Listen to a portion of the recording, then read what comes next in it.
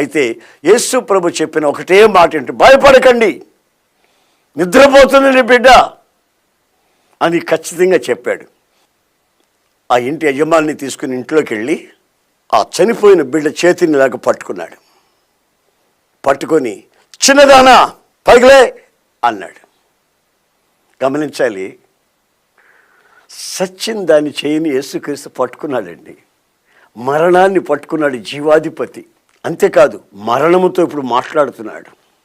మరణపు ముళ్ళు విరిచిన వాడు, మరణమా నీ ముళ్ళు ఎక్కడా, మరణమా నీ విజయం ఎక్కడా, మరణపు ముళ్ళు పాపము, పాపం వల్ల వచ్చే జీతం మరణము అని గద్దించిన యేసయ్య మరణాన్ని పట్టుకొని మాట్లాడుతున్నాడు, లేచిరమ్మని.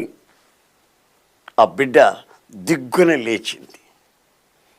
కన్నీళ్ల మధ్యలో ఉన్న వాళ్ళ కన్నీళ్లలో వెలుగు కలిగింది, ఆదరణ పొందారు.